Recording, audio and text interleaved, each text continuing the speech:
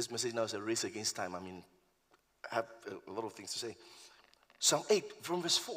Okay, let's start from verse 1. To the chief musician upon the gittith, a psalm of David. O Lord, our Lord, how excellent is thy name in all the earth, who has set thy glory above the heavens. He said, out of the mouth of babes and sucklings, thou hast ordained strength because of thine enemies, and that thou mightest still the enemy and the avenger. Verse 3, he says, when I consider thy heavens, the work of thy fingers, the moon and the stars, which thou hast ordained, semicolon. What is man?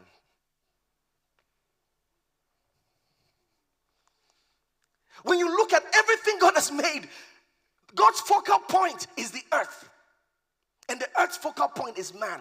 People don't understand how God feels when he sees a man. How God feels when he sees us. God is a family man.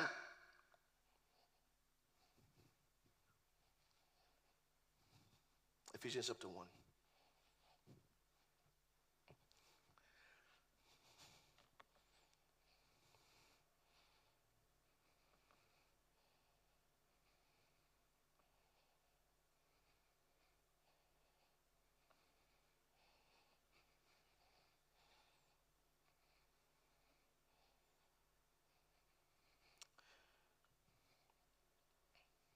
Sorry, Ephesians chapter 3.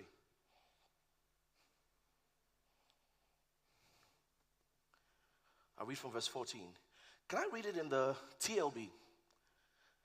Then I'll read in the Good News Translation as well. TLB. He says, when I think of the wisdom and the scope of his plan, you see, something similar again. He said, when I think of the wisdom and the scope of his plan, I fall down on my knees and pray to the Father of all the great family. He said, I pray to the Father of the great family of God. The great family of God. That means God is a family man.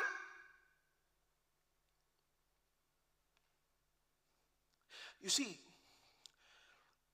I mentioned that Jeremiah said the God of all flesh, because that's what the Old Testament guys knew him to be. He was just a God, and that, yes, of course, he's God of all flesh. But then they had not yet come to know him as a father. Jesus stepped on the scene and called him Abba.